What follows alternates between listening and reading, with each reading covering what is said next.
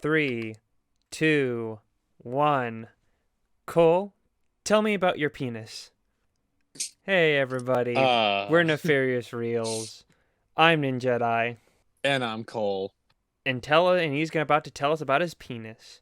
No, I'm not. Yeah, but now that was from the iconic line from Dr. Alien, a bad movie that we both watched, along with the second one, because we talk about bad movies. Yeah, we do. Yeah. Yeah. And let's just delve into the very first one. I had the retro pick, and we watched Dr. Alien. It's from 1989. It's from my personal favorite B movie director, David Decado, my boy, who made the very awesome and very epic My Stepbrother is a Vampire movie, which I love. Helps you gain prospects towards women too. It does.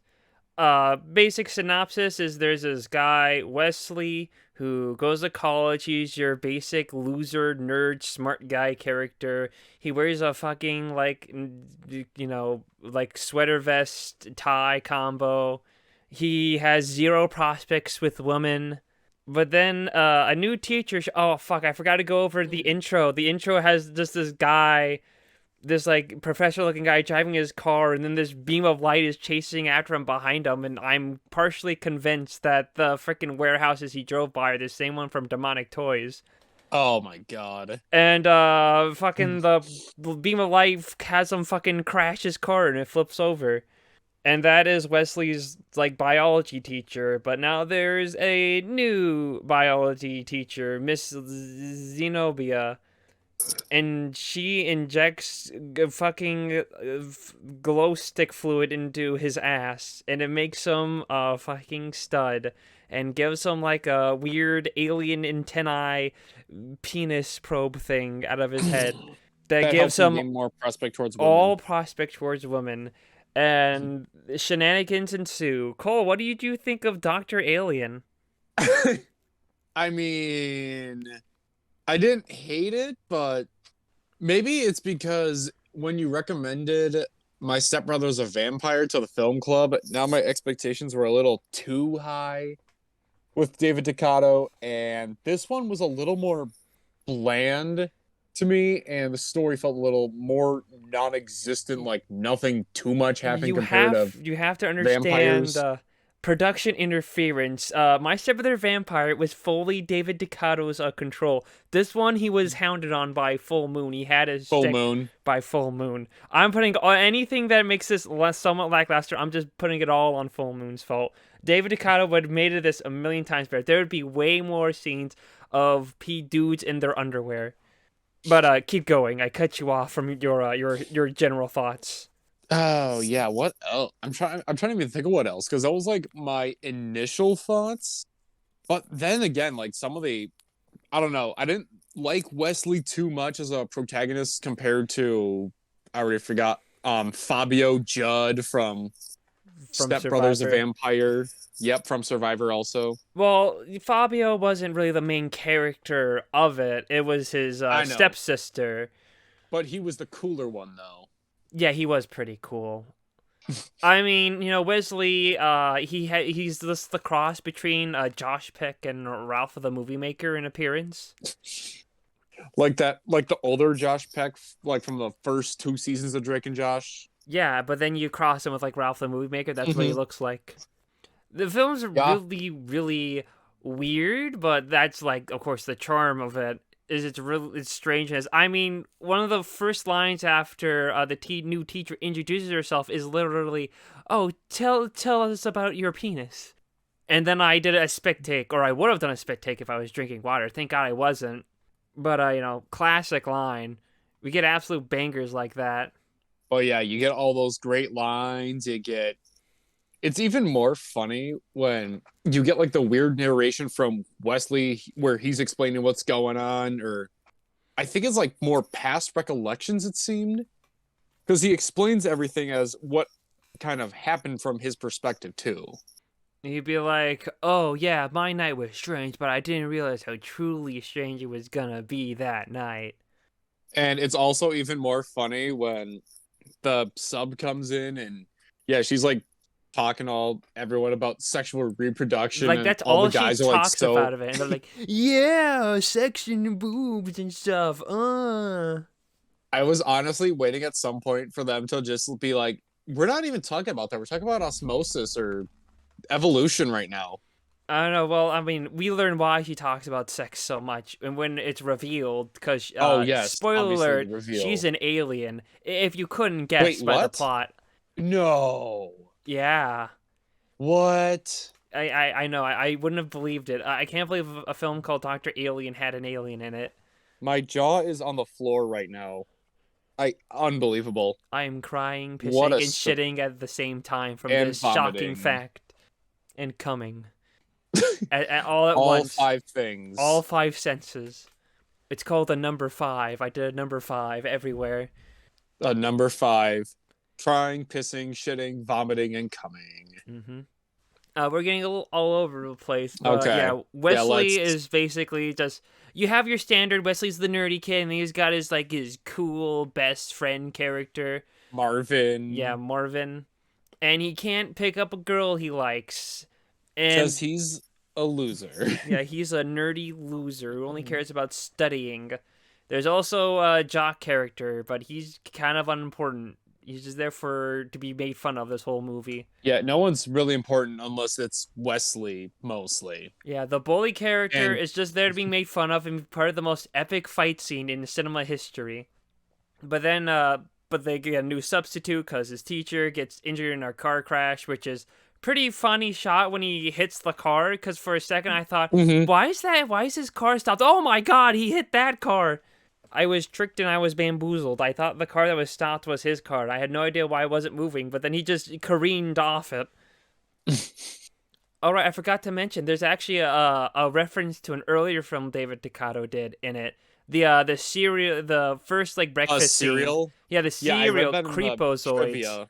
Yeah, That's Creepazoid. the That's his second full moon picture he did after Dream Maniac, if I remember correctly. But Wesley goes, the substitute teacher talks about she's hot and she talks about sex and stuff, and she's like, "Oh, I need someone to stay after class." And oh, all the dudes, All the all the dudes. horny dudes are like, "Please pick me." But then she's like, also extra credit." And Wesley's like, "Oh, I'll do it."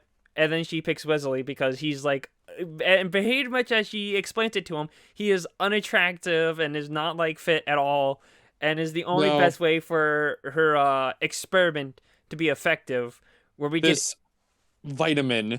yep, that must be injected rectally.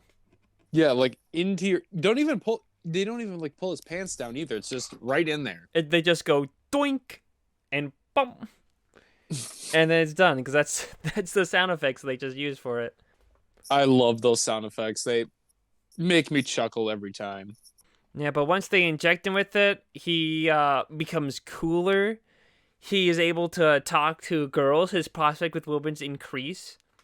Well, it's like every time the antenna pops up too, they're all like every girl's like biting their bottom lip, just being like, That fucking "Oh, scene where the Wesley." antenna, I wasn't expecting that fucking antenna to pop out. It just like shows. I was like, what the fuck is going on in this movie? It's just a bunch of it's nonsense. You got like the weird antenna, and he like fucks the teacher as Mm-hmm. like the little her assistant watches. And this happens multiple times, by the way. Like every time they inject him with it, there's like a scene where an off shot screen where you just like see a part of their body as they go at it, but still. But to be fair, they are in college. It's not like high school. Ooh, it's like a 16-year-old with his teacher. I'm pretty sure it's assumed he's at least 18, I'm guessing. Yeah, I would about say like 18, 19, because he did say he was a freshman too. So usually the typical age range. Yeah. This isn't like a Donnie Burger situation. Yeah, luckily. Thank God. I think after he gets that shot and he goes to bed, he has the dream sequence where we get the classic Decado staple of a guy in his underwear, and I pointed at the screen and went, "There it is, there it is." I'm so happy for you, David. You did it. You snuck one in. And of course, to make up for this, because this is a full moon production, he snuck in like a ton of boobs to like make up for the guy in his underwear. Yeah, you got to make it R-rated somehow.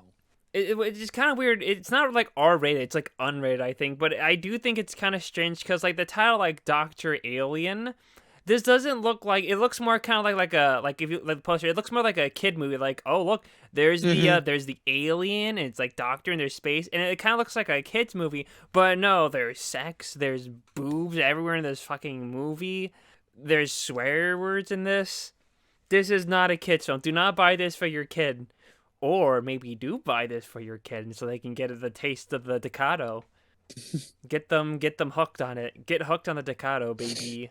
On the Decado hype train Yeah. bandwagon. Or maybe just start them off with an actual kids film. You can get them on you cover Prehysteria 3 or something. An actual the real Decado's first kids film he made. But yeah, he picks up the girl Leanne, and he basically just gets in a drag race with the jock character who like has a name that I don't remember. It's like Dirk or something, I think. Probably something dumb like that. We get a fun chase scene where they speed around and they crash into the jock ends up crashing into a fruit stand. And I was very happy about that. I saw that fruit stand in the stand. I was like, oh, I hope one of them crashes into that, and then they did, and I was very satisfied. Well, especially when it's like the big bully, you knew that there was going to be some kind of goofy situation where he's just acting dumb. Yeah, he crashes in a fruit stand, and then later he gets stopped by a cop because I don't know I don't why. know what that was. Was it like late for class I thing, or think it was was it just a something thing about that he was. parking I think it was just he was like or speeding, speeding? and then Wesley got away because he's so hot and attractive now that no police officer can touch him. Yeah, he gets all the women that not even the men want to touch him. Exactly. But the one fatal flaw that he has is he has that alien antenna, which makes him too much prospect with women because then they just go all at him and become like uncontrollable. They become beasts in a metaphorical sense, and they're just all over him. But they don't remember that when they do it. So if it gets retracted back in, they don't have any memory of it. So they lash out at him, which has happened when he goes on a date with the girl he likes, Leanne. After the first Mm. crazy speeding, they go not to a drive-in theater, which I thought was It, originally was happening. They go lake that's what I watching. thought it was. Yeah, it's like a lake where they get chili dogs. Yeah, which is weird. Like Cole, you live nearby some lakes. Is lake watching like an actual thing people do? Not really. Maybe, but I really don't do it. I don't know. It's so weird. Oh, Linnea Quigley's in this movie. Oh, she's one of the rocker chicks. Okay, I was looking at the letterbox. I didn't realize Linnea was in this. But yeah, at first when the attendant shows up, which we should note, the teacher and her assistant is pretty much watching Wesley the whole time, for their experiment.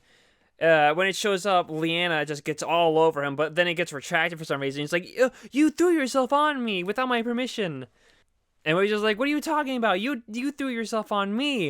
And then Leanna leaves, but then once Wesley leaves the car, a bunch of women just get up all on him.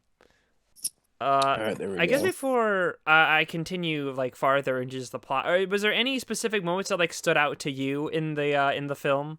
Because we both rated this one pretty decently high, that Mm-hmm. or at least high by our standards of Nefarious Reels. So it would be kind of neato to kind of maybe delve into more stuff that we like than just going over every single like thing that happens in the movie. Hmm. I mean, besides most of like the women swooning over Wesley scenes and the funny little needle jab sound effects, one scene that I thought was kind of funny was just when Marvin's like, "Hey, there's this band. You want to join it?" And he's like, "Sure." Oh And then yeah, all of a sudden, he's like a rock star. I love when he's introduced the bands to his parents, and when he opens the door, and it's just some blank, empty, dark void of nothing. Like he somehow his parent, his house, the house got teleported like the fucking shadow realm or something. So these bandmates are Mm-hmm. just walking in from like nothing. But also, shout out to Wesley's parents. They're very accepting of him joining this band, even if they were kind of shocked by the quality of his bandmates. Very polite and supportive of him being a band. I'm happy for Wesley for that. Good for him. He's got supportive parents.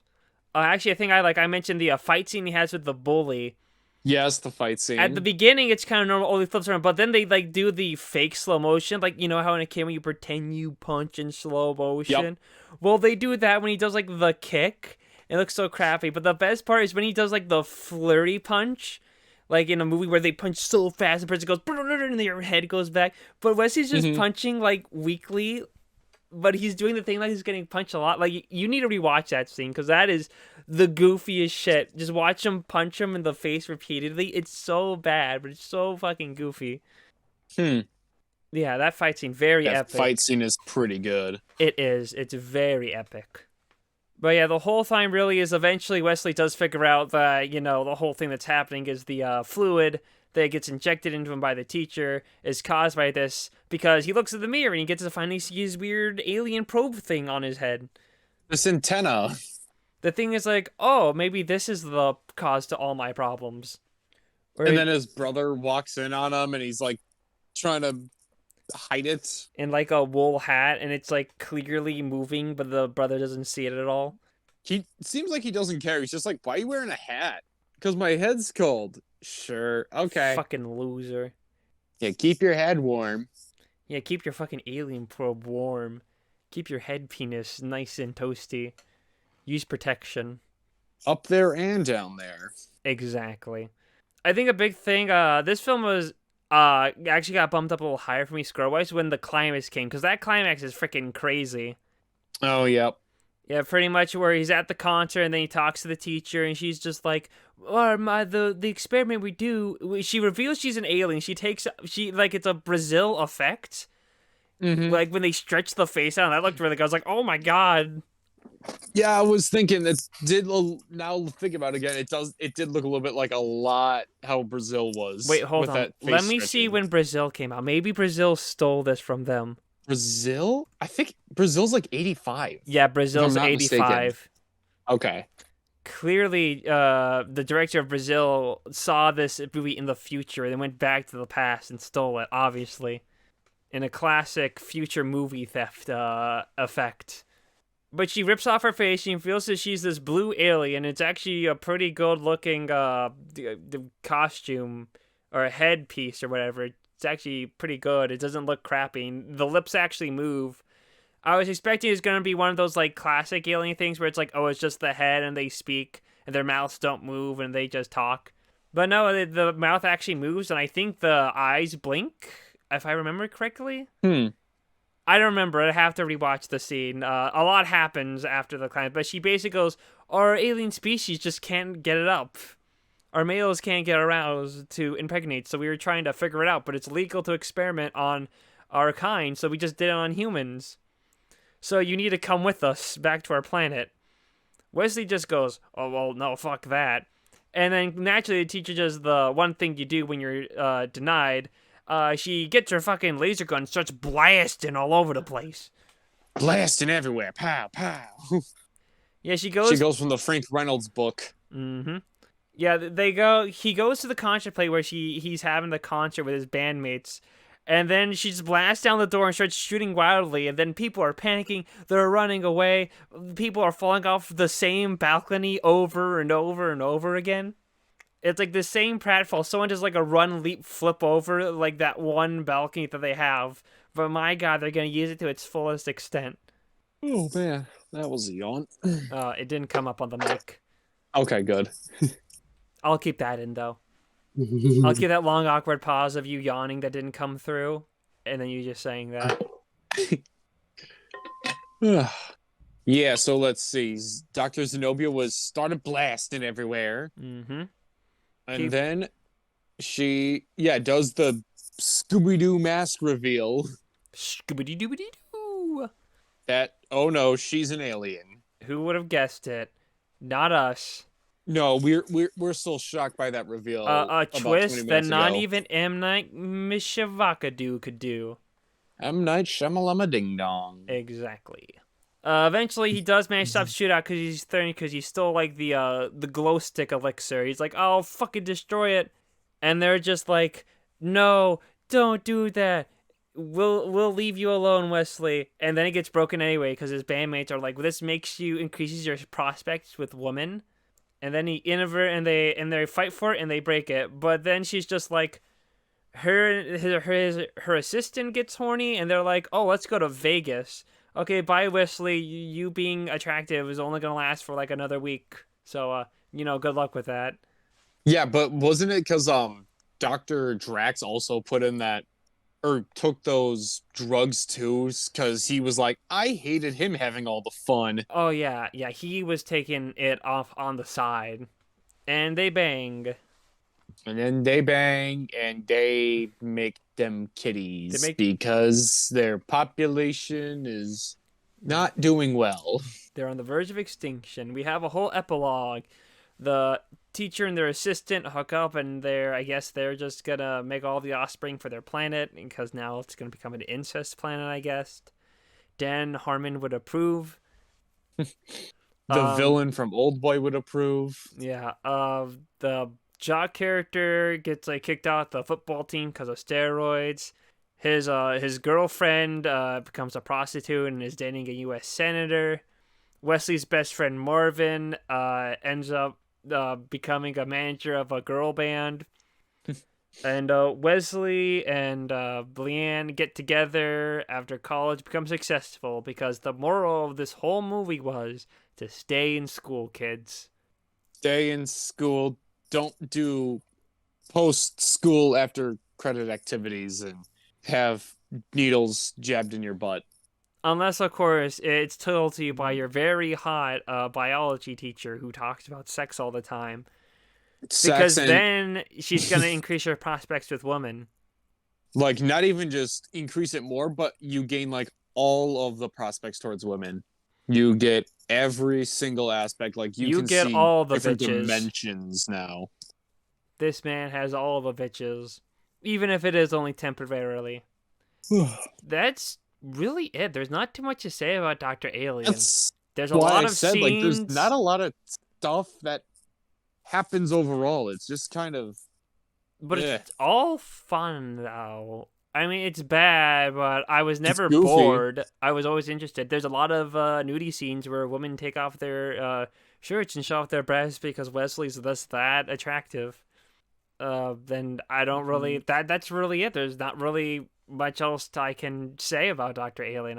You got anything to add, Cole? No, yeah, that's like about it. I didn't even write too many notes down It's for this just a one. very fun David Dakota movie. It's definitely one of the better ones. Thank you, David Dakota, for making Dr. Alien. I guess if that's really all we have to say about Dr. Alien, then I guess it makes sense to just move on to the next film. Cole, you had the modern pick. What did you recommend? And tell Yeah. us about it. I've been waiting for this all day. So, yep, the movie I chose was the modern 2003 masterpiece, Tiptoes, directed by Matthew Bright. Don't not just modern masterpiece. Official selection for 2004 Sundance Film Festival. Yes. That's what it says on the DVD because they couldn't get any quotes that talked about how good this movie was. Yeah, and the movie stars Matthew McConaughey and Gary Oldman as twins. And Matthew McConaughey's dating Kate Beckinsale in the movie. And he doesn't reveal to her that his whole family is full of little people, including his brother. They there's really not a lot of plot you can explain. Like even looking at IMDb and Letterboxd, there's not a full synopsis. It's just yeah, he just doesn't tell his fiance that his family's full of dwarves and Yeah. all that. If I could, I would compare this film similar to films like I'll Be Home for Christmas and like Ghosts Can't Do It, where things happen, but nothing really gets accomplished. No. Like the whole thing is basically, he keeps his whole "oh my family's dwarfs" a secret. Like he goes to a convention with his family, but doesn't tell his girlfriend who has a name. And it's not until she reveals that, oh, I might be pregnant, that he's like, oh my god, this is a We can problem. always adopt. but we Yeah. can get to that later. Uh, can we though? What is there really much to say? I mean, I watched this with the YMS Adam and Pals commentary since this is my second time around watching this. I didn't. Cause I wanted to experience this pure as it was meant to be watched. Cause I haven't seen it before, but I did. I bought the DVD of it. Nice. Peter Dinklage is in it, and I don't know Yes, why, other than him being a little person, because he really doesn't add anything to this movie except to be really bad at sounding French. the most like like an Americanized version of what people think of French accents like. He's like, oui, oui, I am French. You Americans trying to make a good orders. This And is my even the secret drink. It's made of cherry and cognac. You can Yeah, go. and it's even more funnier too because they also reference that this is the role of a lifetime for Gary Oldman. Yeah, I saw that in the In the thing. role of a lifetime, Gary Oldman. Yeah, because they're never gonna let him live it down. So, how do we start our real discussion about Tiptoes? Well, since you asked me about Dr. Alien, what did you think about this one? What do you think This, about Tiptoes? well, I did already make my comparisons to, Oh yeah. the Ghost Can't Do It and I'll Be Home for Christmas. And to give some respect to Tiptoes, it's though this film's a way more straightforward than those two, and I appreciate they don't really meander past it other when with like the Peter Dinklage stuff, but Mm-hmm. there's rarely any time where the Peter Dinklage is really separate from the plot. Like it's like a bowl of like oil and water. While the oil isn't mixing with the water, it's still in like the same bowl, so it's still like doesn't pull too far from the plot. Like it's not like Ghost Can't Do It, where it's like, oh wait, guys, we gotta stop the plot of them being at this resort so they can go to Shanghai to talk with Donald Trump about like this business thing. Or in I'll Be Home for Christmas is like, wait guys, we have to stop the plot about him trying to get to New York to win his car and then fuck his stepmom or whatever, so that way he can solve this random person's problem and so he can feel bad. This is like, oh, here's this event that they're going to that forwards the plot, and also Peter Dinklage is here, I guess. Yeah, he really doesn't add a lot to the movie other than just kind of being there. Like, I feel like Peter Dinklage is supposed to be like the comic relief. Like him and like the girl he picks up from hitchhiking, they serve like no other purpose than to be like the comic relief. Like our movie's too sad. Let's have Peter Dinklage and the other girl he's with be like weird and goofy. Haha. Peter Dinklage is being French, and the girl he's with is probably an anti-vaxxer or something. Probably both of them are anti-vaxxers because Peter Dinklage doesn't even want a doctor when he's like in horrible, horrible pain. So honestly, it's entirely possible that they're both Yeah. anti-vaxxers in this movie. Yeah, probably would be. But that is kind of the core conflict is Matthew McConaughey's girlfriend, soon wife, is pregnant, and she meets Gary Oldman, who's like, "Hey, I'm Matthew McConaughey's brother." He hasn't He told didn't me about exactly him. say it like that, but Well, I I mean, wish he did. he could have. I don't know. You were too busy listening to the commentary track to actually hear how he said it. That's exactly how Gary Oldman said it. He's like, "Hey, I'm Matthew McConaughey's brother. I'm Italian. Hey, bada bing, bada Hey. boom. Hey, pizza pasta. Get me some spaghetti for my rigatoni." That's how Gary Oldman sounds in this movie. If you haven't, you can't prove me wrong if you haven't seen it.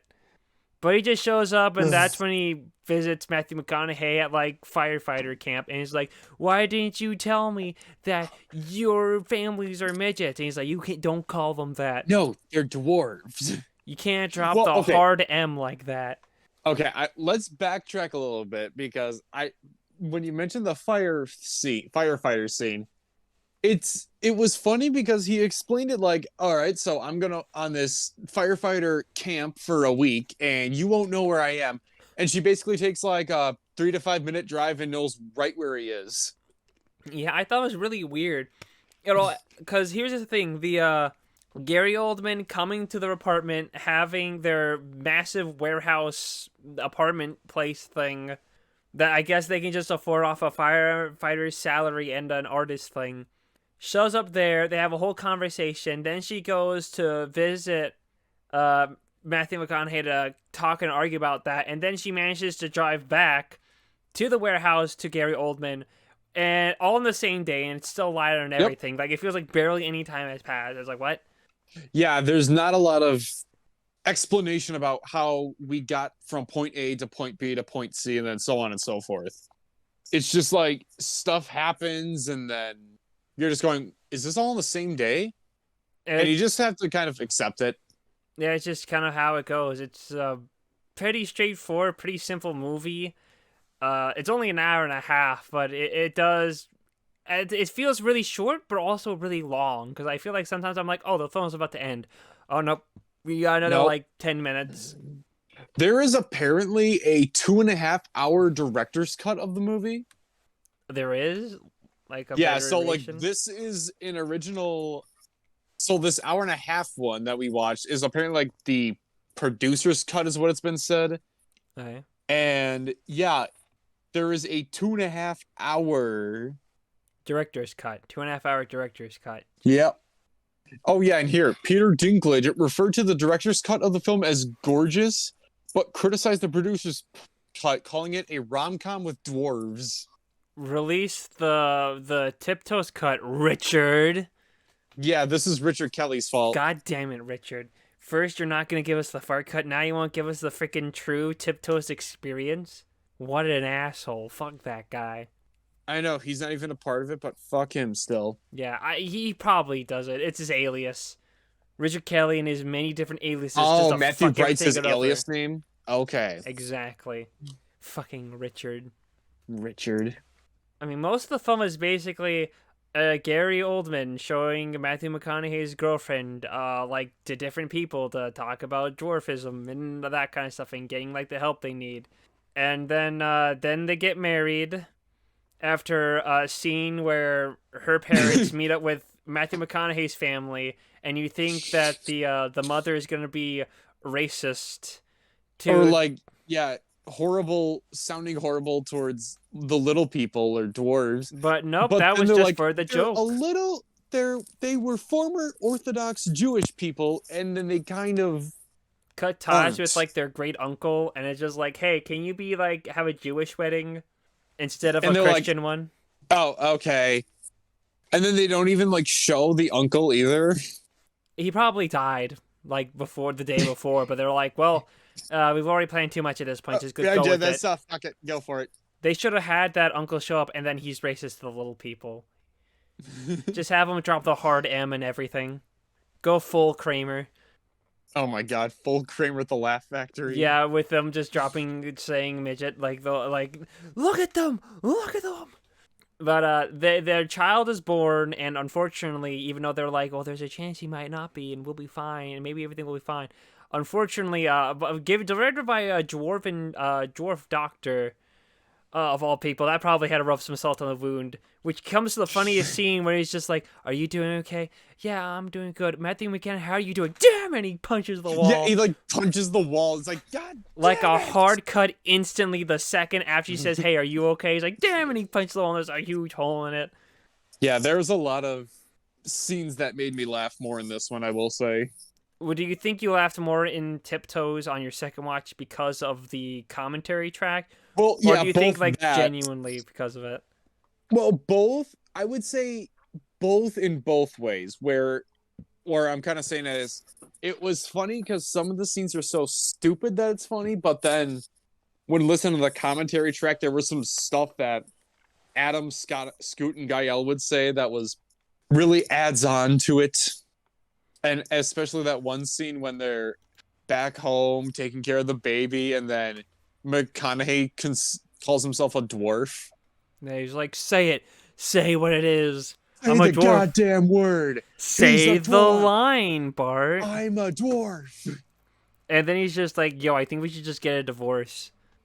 Yeah, and then Kate Beckinsale moves into the cabin where Rolf's writing. Where Gary Oldman is, where also Peter Dinklage and his girlfriend is, Yeah. and Yeah, Gary Oldman walking on his knees.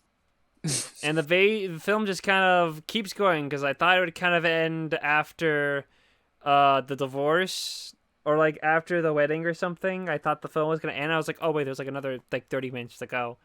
Hmm. Like the film pretty much ends with the girlfriend or now ex-wife of Matthew McConaughey just hooking up with Gary Oldman, pretty much. Yeah, she leaves one brother and goes to the other brother. Power moves. Yeah, power move. You went to a little person. Well, you have to understand, Gary Oldman banged before Matthew McConaughey did in this movie, canonically. Yes, yes, he canonically did. If we're going into the lore of the Hey, I'm storyline. Gary Oldman. I don't just have sex, Matthew McConaughey. I fuck. That's what Gary Oldman said. That's what he said in the movie. His Yep. iconic line. It's one of those scenes that's like taught in film classes. Yep. We should have had Timmy on. He could have told us about how they taught this in film class. Gary, I think the most entertaining part of the film, technically, is definitely the Gary Oldman. Clearly, a lot of scenes where he's walking, where they want to make him look like a little person walking. It's either an awkward edit or it's the back of the head. They Mm-hmm. have an actual person, or it's like, oh, it's just waist height, so you can't see it. Yeah, they really try to like CG edit out especially his hind legs to make sure that it didn't look too convincing or something, I think, but then it just looks even worse. It's pretty goofy. But I mean, you could say he was packing in the back though. Packing in the back of that trunk there. He was a pretty thick ass boy. Yeah, how do you think he gets all the attention? Why do you think he was able to get With that banging before Matthew McConaughey did? because of his big ass dumper. Damn boy, he thick. Thick. That's a thick ass boy. Damn. Exactly. I don't know. Mm-hmm. This is another film where there isn't really too much I feel like we can No, really there's say in it.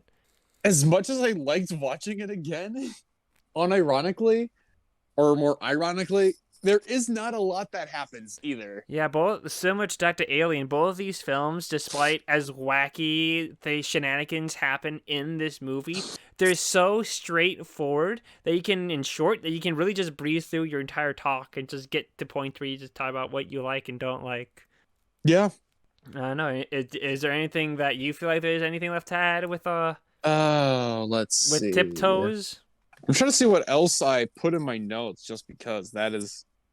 Yeah, we kind of went over Peter Dinklage. I mean, there was a couple of lines I wrote down from the commentary when they were talking in the movie. It was pretty funny. All right, do you want to go I over mean, them? one of them was just doing a Kermit when they showed one shot of his legs. He was just going, Kermit legs, Kermit legs. Yeah, I remember watching that and I was like, man, those legs look like puppet cotton legs that like Yeah. would bend funny. No, yeah. And my favorite one of the whole commentary is when also Scoot and near the end goes, you don't have to love your child until they're 6. Actually, speaking of the Kermit legs, wouldn't it have been really funny if in that scene, just Matthew McConaughey's girlfriend just picked up Gary Oldman and just like threw him across the room? Because that would be a bit like the Muppet. They like throw like Kermit or one of the Muppets and they go, ah, and he just slam on the wall and fall down. That should have happened in this movie. That would have Oh been my really God. funny. Maybe that's in the Tiptoes cut. Maybe that is in that 2.5 hour It's in the cut. 2.5 hour cut. Matthew McConaughey picks up Oldman over his head and just throws him into a wall. And then he goes, ah, like that. Now I want to see a cut that has that in it. Honestly, if that scene It was sounds in the interesting. movie, I'd probably give it like a 10 out of 10 just for that scene alone. Just for that Just one go scene. full ham. Anything else you wrote down in your in the script? Your thing? Oh Your boy, notes? let's see. We did kind of gloss over that one scene where Rolf, Gary Oldman was talking with his one, like on again, off again girlfriend, Sally. Like he met her at her house, and All right, then he gets attacked by that one dude. I can't remember. I don't Ahmed. It's Something like like Amar. I think it Oh. starts with an A. I can't think of it though. Adrisi, that's what it was. Adrisi. I was like, I knew I wrote it down somewhere. Yeah, this dude Adrisi who's obviously taller than him, just trying to beat the shit out of him. But then he got hit with a boombox, and then everything solved itself. And then his on again off again girlfriend, they go to a party together, a little person party together, and then she bangs a tall black guy. And then he's like, "We're done. You cucked me for the last time, woman. I will be a cuck no more. Instead, I'm gonna cuck my brother I'm gonna cuck my brother and steal his wife. and his baby." So he's my nephew and my son now. Oh god.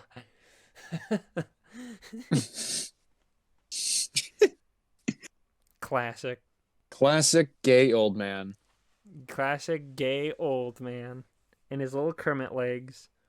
I don't know. I think that's all we got to say about I Tiptoes. think so. Not a lot of meat on these movies we were talking about. I disagree. I think there's a lot of meat on these movies. It's just there's how much. I don't think. I don't know. I lost my train of thought. I don't think there's necessarily nothing to say. I think the issue is there's you kind of end up repeating the same thing over and over again, even though you're talking about different scenes. Like Dr. Alien, a lot of fun stuff happens to that, but it does just evolve into Wesley is suddenly very attractive to all the women, and they're all over him pretty much. And then Tiptoes, there are a lot of kind of weird scenes in that, but it does default with Matthew McConaughey. Does not like the fact that he's related to dwarves or the little people. No. And you can't really talk about all the whole movie without basically just repeating the same points over and over again. And that's not really those movies' faults. It's just a big part of their components. But now that we're done, this is the part where we pick which film do we think is the better of the two. Cole, Oh boy. which film do you think is the best? If we're talking about the best, as much as I enjoy Tiptoes, I think I gotta give the point to Dr. Alien here. Yeah, baby. I mean, I was always gonna pick Dr. Alien. There was really nothing that was. I was gonna... about to say, I'm like, I feel like ever since you picked it, I was like, this is an automatic lock for him to just have it win. Like, to be fair, like this was a blind pick. It was a film that I was like, this looks kind of strange. It's by David Duchovny. I gotta recommend it.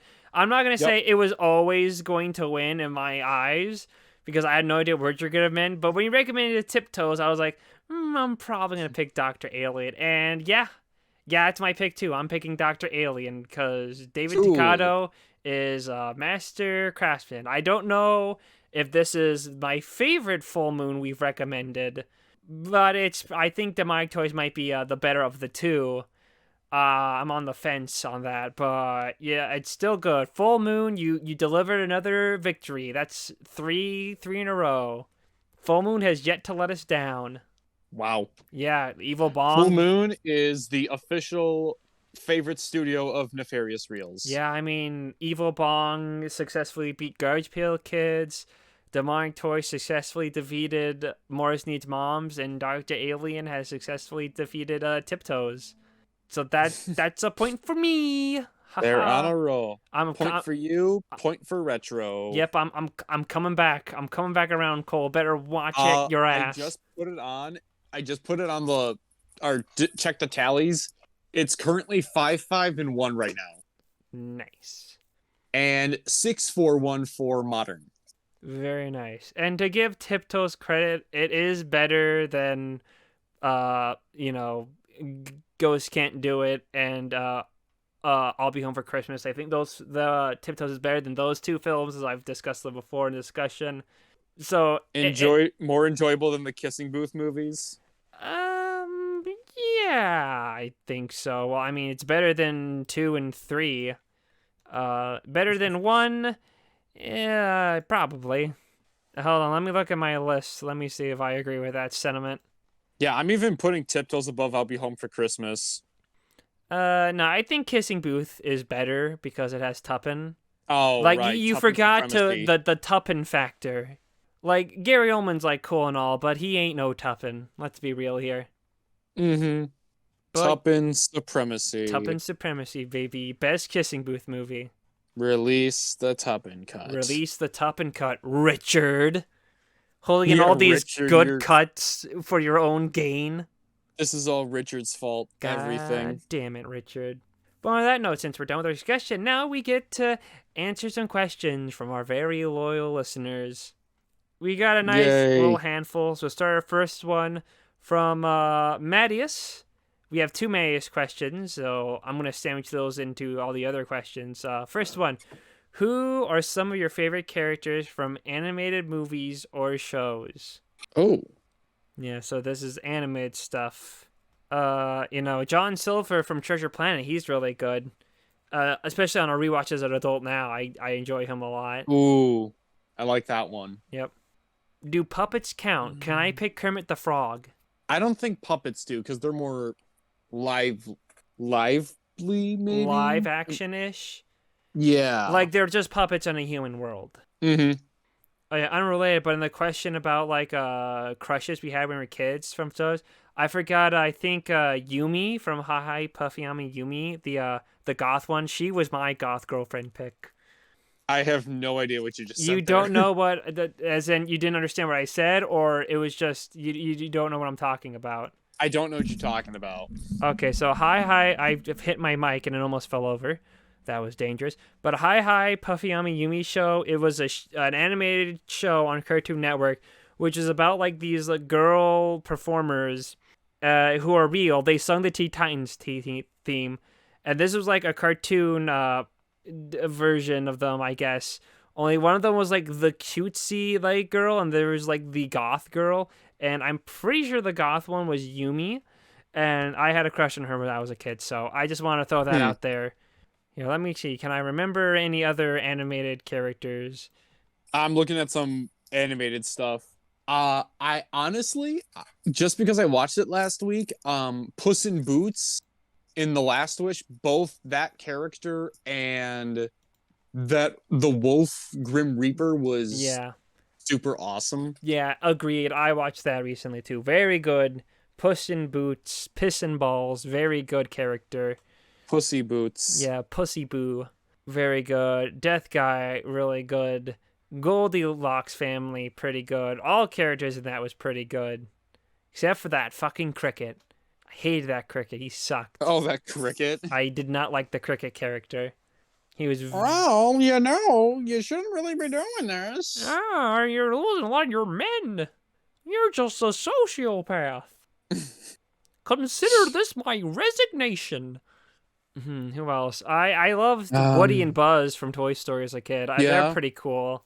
I mean, I'll stick with the Shrek route. Obviously Shrek, iconic. Pretty cool. Poe, Kung Fu Panda, he's pretty good. Yeah, that's a good one too. Really nice character and everything. Trying to think from more like TV show stuff. I guess everyone from Smiling Friends is great. Yeah, Smiling Friends is great. The whole crew on Cowboy Bebop is pretty good too. I need to see Cowboy Bebop. I still need to finish like a couple more episodes, but it's such a fun ride. Are we allowed to like Rick and Morty after everything that's happened? I would say no. Okay, then I won't say any character from Rick and Morty then. Give that one some time. Give it like a year or two. Let's see if this like gets worse or not. We'll see. No other anime characters come to mind, or at least that I can think of off the top of my head. So how about you? Ooh, what else? This one might be a little more nostalgic for me.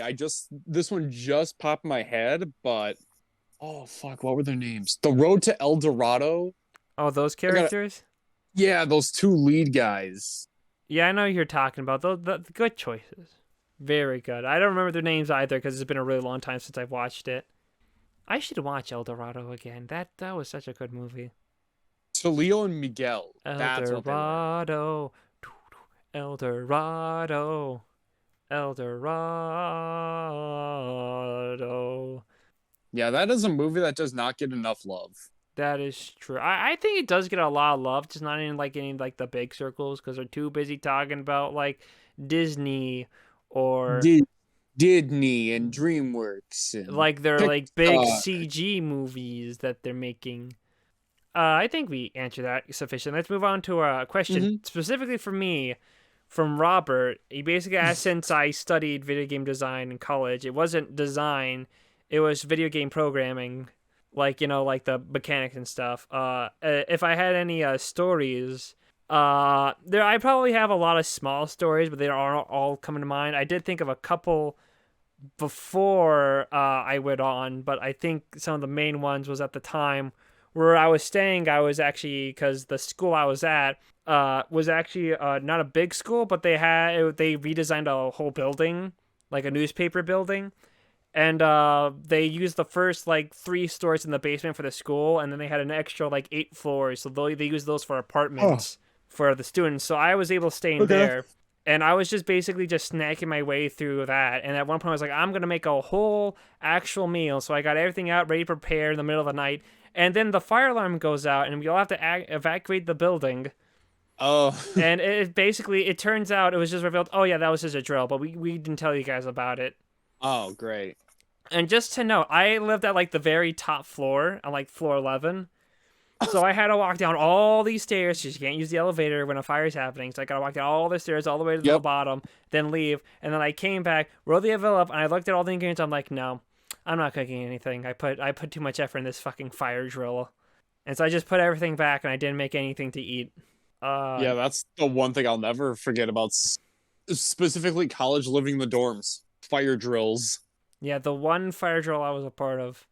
Uh, Yeah, there was one that happened in my freshman year, kind of off topic, but I just remember someone. So, like, my friends and I, we went to go see it at the student theater, or like the theater we have in our student union. yeah, We get back, and after like, I don't know, 15 minutes back, someone pulled the fire alarm, and we're all standing outside in the snow. It's early December with like 2 weeks before finals. fun. Not fun. Not fun. I mean, not fun. Yeah. Yeah. Another fun story was in the computer programming class, where basically everyone has a computer and you're supposed to be taking notes. And actually, since you're on your computer, you tend to not do that and do your own thing on the internet, which is basically what I was ending up doing at one point. And I was doing my own thing, and then like I switched over back to my notes to type something. And a few seconds Yeah. later, the teacher goes, "Okay, everyone, put your hands up." I was like, "Okay," I put my hands up, and then he marches with like anger and frustration behind me to the kid behind me, and he pulls up his laptop and he alt tabs into what he was actually doing. And he's like, "See, I know you guys are doing this, and I did this because I know if I said to raise your hand, someone was not going to do it immediately, and I knew you were going to be doing this. So this is what happens." I was like, "Oh damn." I'm glad I alt tabbed right before he said that, or else that could have been me. So that was pretty cool. Okay. I guess one more fun story is that we had a video game like poker night thing where basically you can play video games and you can use like your chips to like win prizes. And I played a ton of different games and I was able to get to a point where I was able to get this neat Diablo 3 mouse pad that I still have sealed. I never opened it. It's like right by my foot of my desk. I'm going to pick it up right now actually. Here it is, my Steel Series QCK limited edition gaming Diablo 3 mousepad. This is probably worth like $5 now. Sealed, never been used, but it was really cool because it's like, oh hey, I played Diablo 3 on my 360 and I had a lot of fun with it. I want to win this. And I did because I'm that good. Nice. Those are like the main interesting stories. I could talk about the time that no, actually I'm not even gonna say that out loud actually what happened then. But, there's other things that happen in college, but those are just some of the main ones that stick out of my brain. Do you have any other college? You talked about one and might as well extend it to you. Any other cool college Let's stories? college stuff. Oh boy, let's. Like you can do like 2 more, because I did 3 and you already told one, so you can do 2 more if you so wish. Oh man, nothing's really popping up right now. All right. Well, Oh, maybe if one comes to mind later, you maybe. can like we can circle back around to it at the end. Yeah. Okay, we're gonna move on to a question from Jules. He sent us this recently. Best Pixar mum. He spelled mum with a U like some heathen and not with an O. It's like some fucking Yeah, like some Australian bastard. Australian bastard that was owned by the British people or colonized by the Brits for And so long. fucking lost the war to emus. And can only live on like one side of the entire fucking continent. Or else you have to deal with those giant ass spiders and shit. Yeah. Or get lost on like some rocks, like in that one movie. Mm. Oh, have you not seen Picnic at Hanging Rock? No, I've not. Oh, okay, then that reference just went right over your head. Oh well. Yeah. But what? Well, who do you think is the best Pixar mom? Cole. Elastigirl. I mean, yeah. Uh, are we actually being like genuine? Who's the best one, like overall? Or are we just going for like hotness? Like, man, I would totally I don't slap them know because thighs. he just said, did he just say best Pixar mom? That's just what he said. Best Pixar mom. He didn't give any Okay. qualifications on like the choice. I mean, obviously, if we were talking about like dump truck asses, it's definitely Elastigirl. It's true.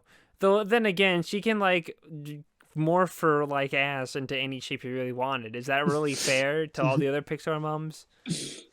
All of them are just behind then. So The only two that I can think of are Elastigirl and like Andy's mom, which is like unfair because I'm sure there's like more of them out there.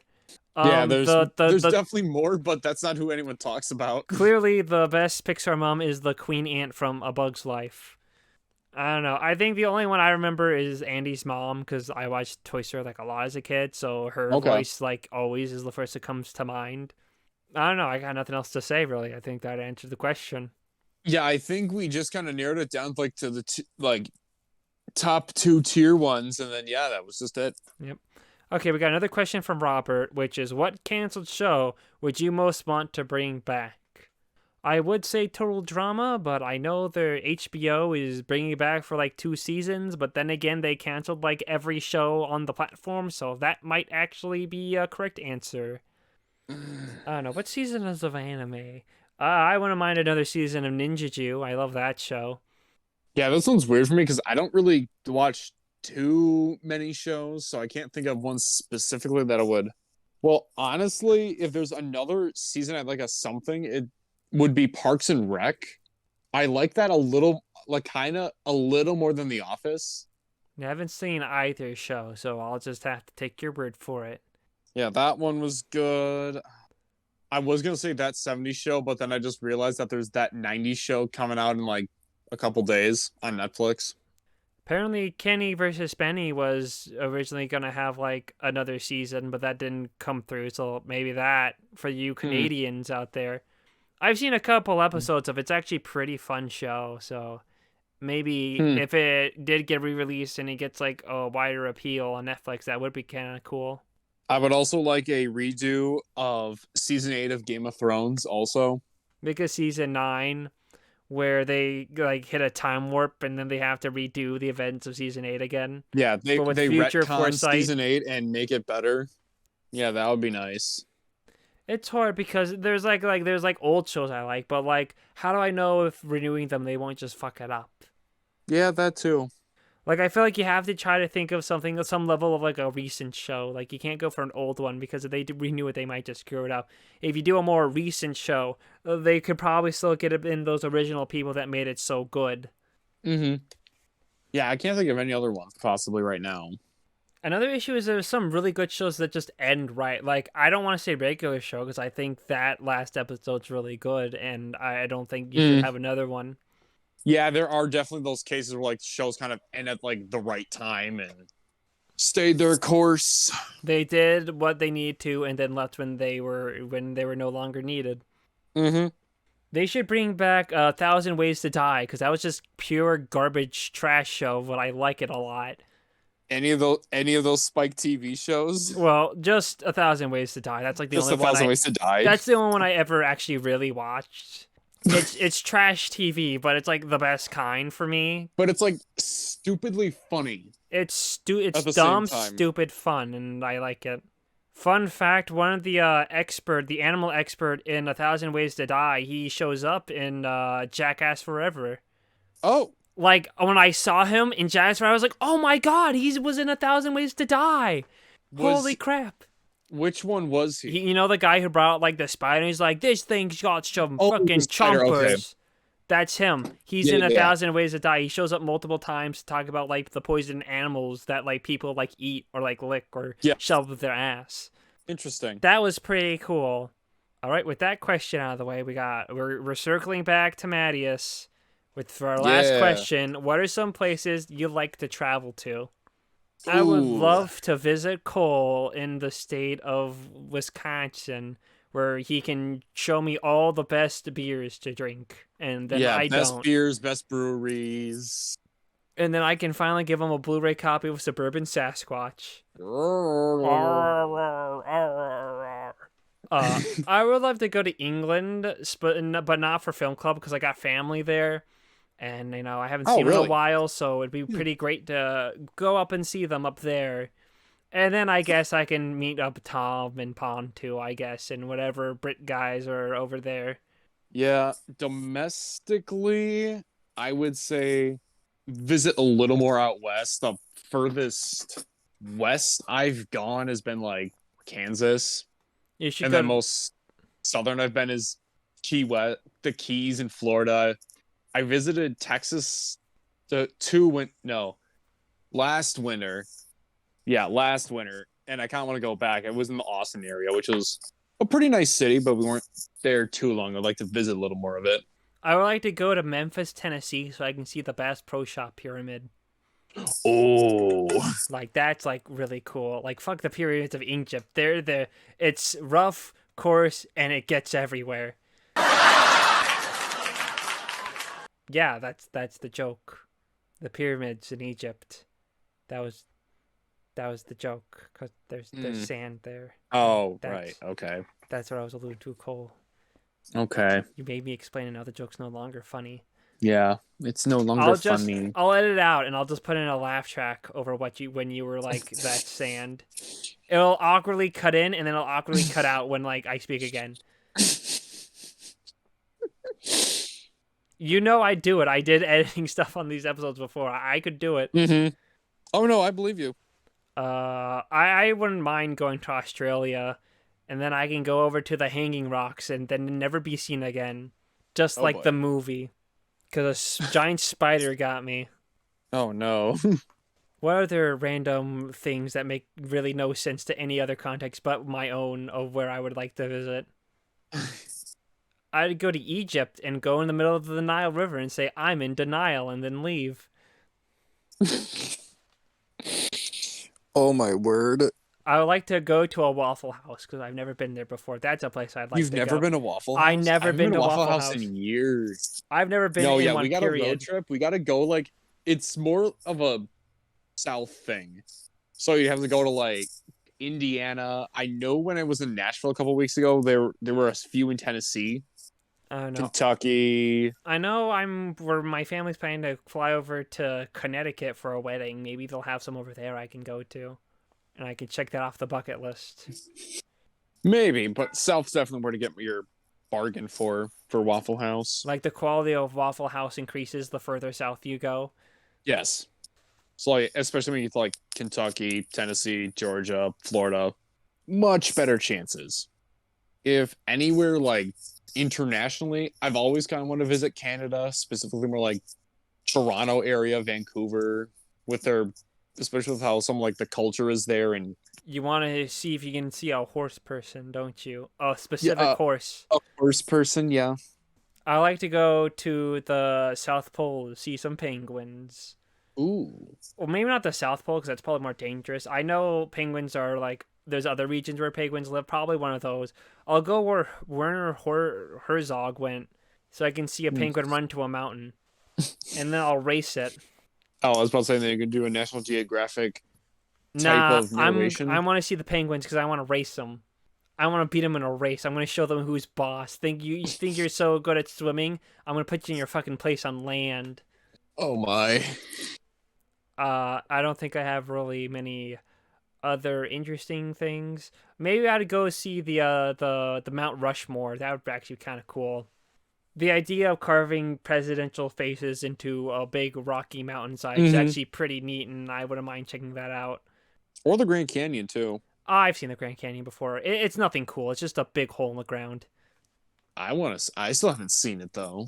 Maybe my experience will be different. Yeah, maybe. That's actually a funny story. I say that because my parents told me that when I was really little, we went to the Grand Canyon and we were on doing a tour bus thing. And the first stop, I was like really impressed. But then the second time we went to a different stop and I stepped out and I wasn't as impressed. And then the third stop, I went out and I was not interested. And the fourth time, I didn't even leave the bus. I apparently went, I am tired of seeing the big hole in the ground. And then apparently an old couple nearby laughed when I said that. But you know what? I was right. I would have been tired seeing that big hole in the ground after the fourth stop. Just be careful and don't stand near the edge, because then you'll get vertical and fall to your death. Oh no, I'm already kind of got a fear of heights, so anytime I, especially like on a bridge, I'll look down, I get like this weird panic attack about falling and Here, before you go to Grand Canyon, I'll send you that book someone made that just lists all the deaths that happened at the Grand Canyon. oh, awesome. I think that's all the places I'd want to go to.